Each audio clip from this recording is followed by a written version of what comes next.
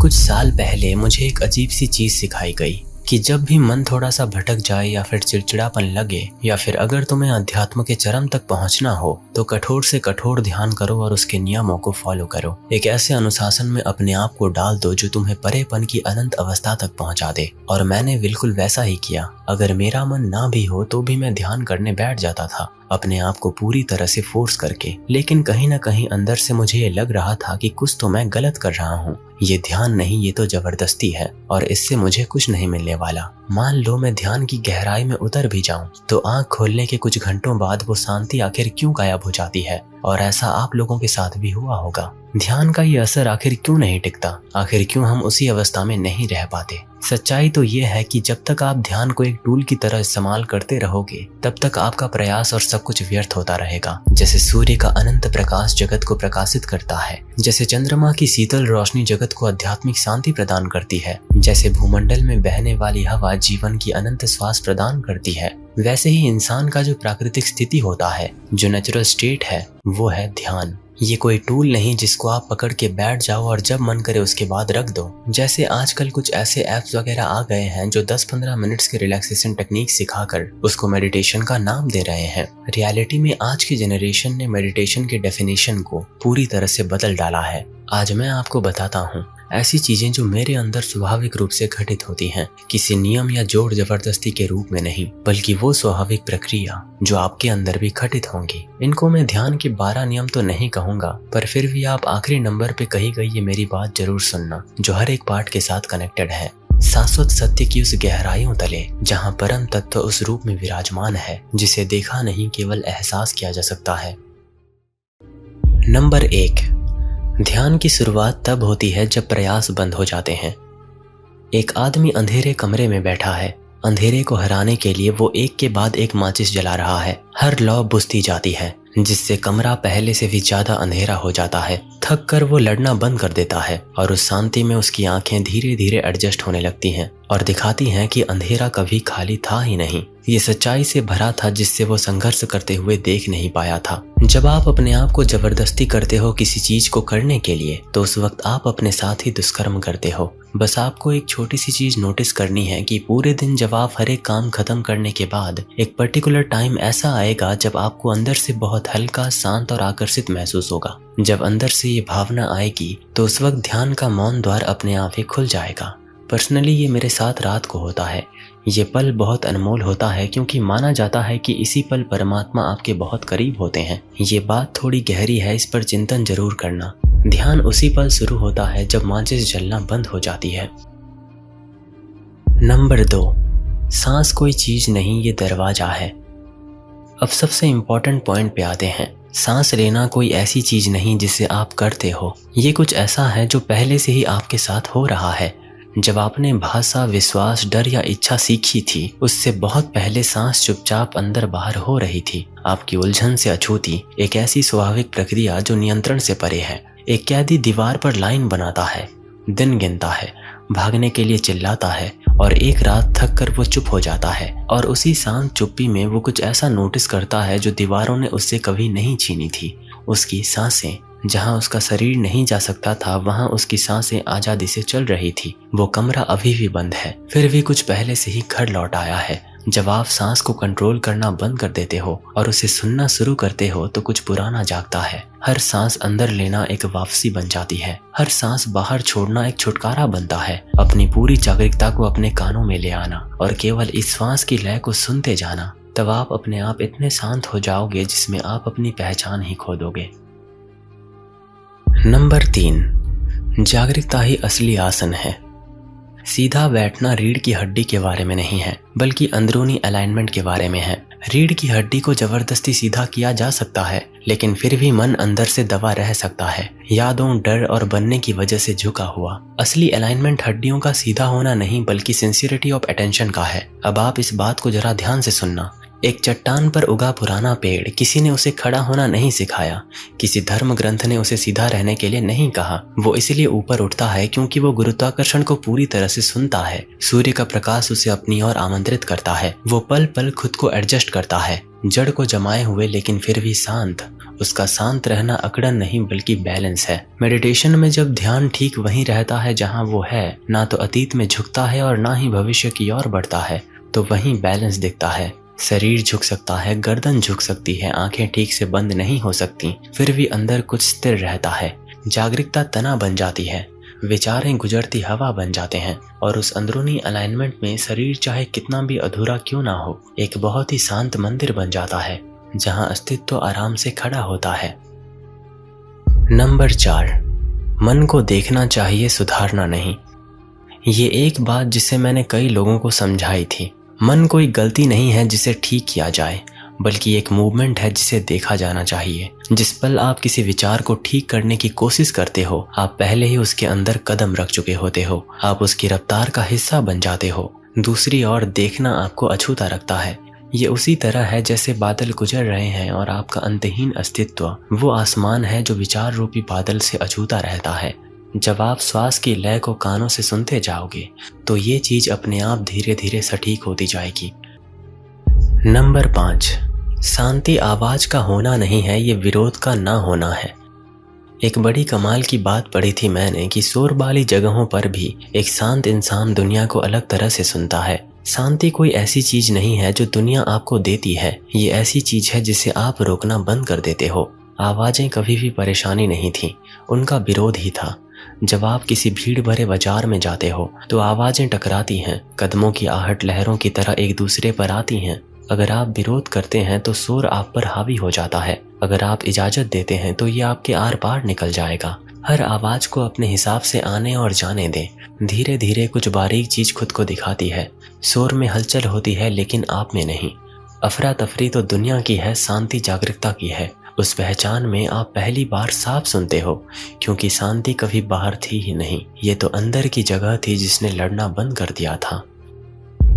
Number 6, meditation वहीं से शुरू होता है जहां पहचान खत्म हो जाता है। जब आप मेडिटेटर बनना बंद कर देते हो तो आप मेडिटेशन शुरू करते हो। मेडिटेशन प्रैक्टिस से शुरू नहीं होता, ये गायब होने से शुरू होता है। जब तक कोई ये दावा करता है कि मैं मेडिटेशन कर रहा हूँ, तब तक एक दूरी बनी रहती है। एक देखने वाला जो है उससे अलग खड़ा रहता है। पहचान चाहे वो आध्यात्मिक ही क्यों ना हो, मन को बांटे रखती है। एक नदी अपने सोर्स को याद करके वापस नहीं जा सकती, याददाश्त उसे अभी भी अलग रखती है।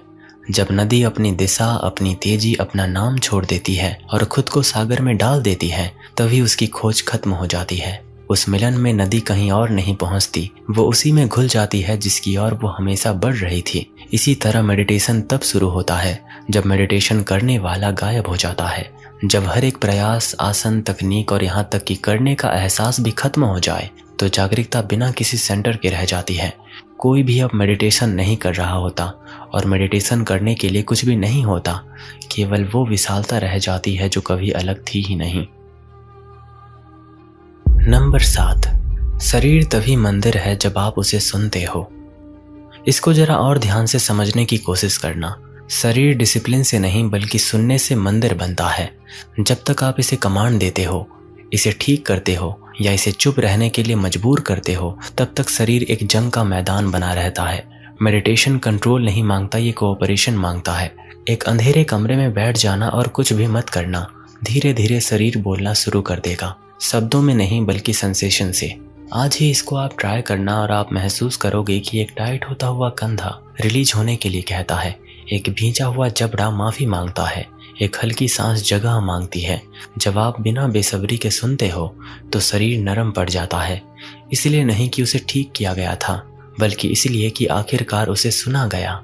उस पल में शरीर एक ऐसी चीज बनना बंद कर देता है जिसका आप इस्तेमाल करते हैं और एक ऐसी चीज बन जाता है जहां आप रहते हो। मंदिर किसी प्रकार की कोशिश या रिचुअल से नहीं बनता, बल्कि इस आसान से काम से बनता है कि अब आप उससे बहस ना करें जिसने आपको पूरी जिंदगी संभाला है। नंबर 8, भावनाओं को पिघलने देना चाहिए, उसे दबाना नहीं चाहिए।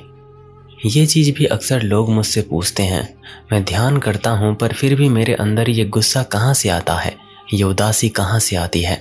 मेडिटेशन का मतलब शांत होना नहीं है, इसका मतलब है असली बनना। ये कोई दिखावटी शांति नहीं है जो उथल पुथल पर थोपी जाती है। ये उसके नीचे जो रहता है उससे एक ईमानदार मुलाकात है।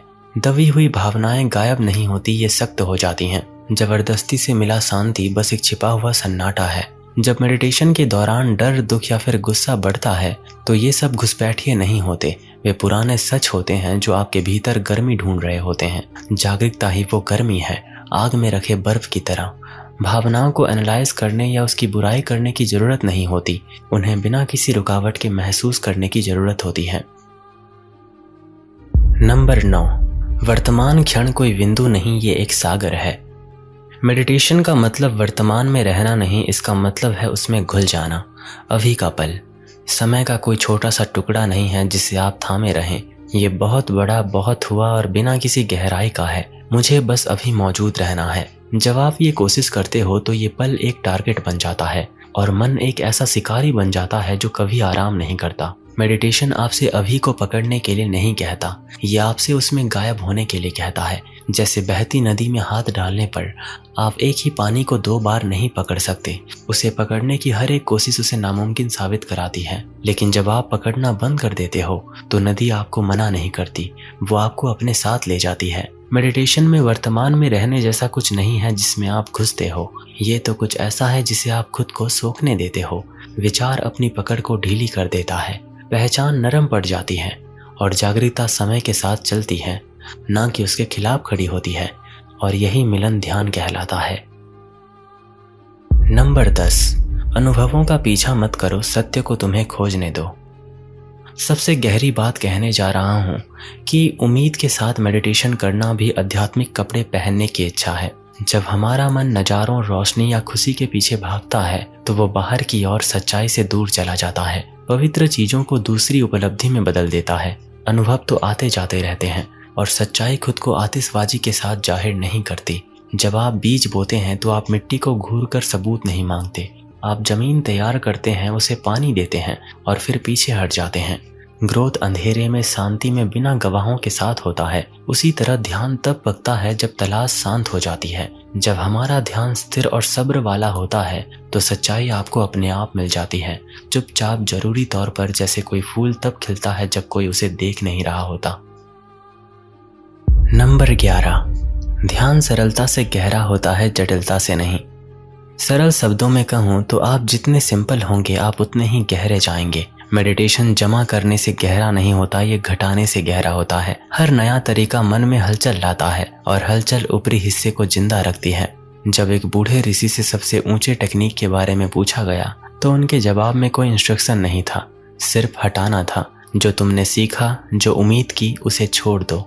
यहाँ तक कि हर एक तरीके का ख्याल भी छोड़ दो। जब तकनीकें खत्म हो जाती हैं तो सिर्फ सांस बचती है और सांस के पीछे खुद होना। उस सादगी में मन को छिपाने की कोई जगह नहीं मिलती और गहराई अपने आप सामने आती है। इसलिए नहीं कि तुम आगे बढ़ गए, बल्कि इसलिए कि तुमने वजन उठाना बंद कर दिया। नंबर 12, मेडिटेशन कोई काम नहीं है, ये होने का एक तरीका है। अब इसको जरा पूरी तरह से महसूस करना। मेडिटेशन कोई ऐसी चीज नहीं जिसमें आप अंदर आते हैं और बाहर निकल जाते हैं। ये कुछ ऐसा है जो आप बनते हो। जब इसे एक काम की तरह माना जाता है तो ये सिर्फ पोजीशन, समय और जगह तक ही सीमित रहता है। लेकिन जब ये परिपक्व हो जाता है तो ये जिंदगी में ही घुल जाता है। हर काम के पीछे चुपचाप चलता है, जैसे कोई परछाई कभी अलग नहीं होती। ये कुछ पलों के लिए जलता है और कुछ पलों के लिए बंद नहीं होता। ये बस चमकाता है और जो कुछ भी पास आता है वो रोशन हो जाता है। उसी तरह एक जागा हुआ इंसान मेडिटेशन की प्रैक्टिस नहीं करता। चलना, खाना, बोलना, कुछ बनना, हर काम में एक ही शांत लौ होती है। कुछ खास नहीं किया जा रहा, फिर भी कुछ भी अनजाने में नहीं है। मेडिटेशन एक कोशिश नहीं रह गया है और ये जिंदा रहने का असल तरीका बन गया है।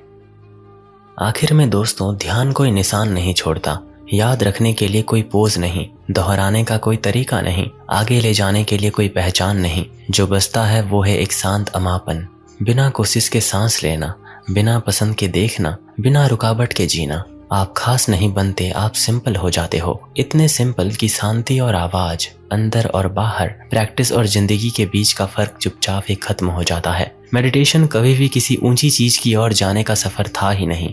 ये धीरे धीरे खत्म होने जैसा है, जब तक कि सिर्फ ये पल ना रह जाए, पूरा और काफी, आपके जरिए खुद को जी रहा हो, बिना आपका नाम पूछे। तो मैं ये उम्मीद करता हूँ दोस्तों कि आपको ये वीडियो पसंद आया होगा। अगर आप ऐसी बातों को और सुनना चाहते हो तो आप मेरे पुराने प्रोग्राम्स की रिकॉर्डिंग्स इस समग्र अनुभव कोर्स में सुन सकते हो, जिसमें 100 घंटे तक की रिकॉर्डिंग आपको मिल जाएगी। और अगर आप इन किताबों को भी पढ़ना चाहते हो तो इन सभी चीज़ों की लिंक आपको नीचे मिल जाएगी, जो आपको मेरे वेबसाइट तक ले जाएगी। और अगर आप मेरे इस प्रोजेक्ट अनंत निकेतन में कंट्रीब्यूट करना चाहते हो तो इसकी भी लिंक आपको नीचे मिल जाएगी। तो मिलते हैं दोस्तों अगले ज्ञानजनक वीडियो में। आपका मूल्यवान समय देने के लिए बहुत बहुत धन्यवाद।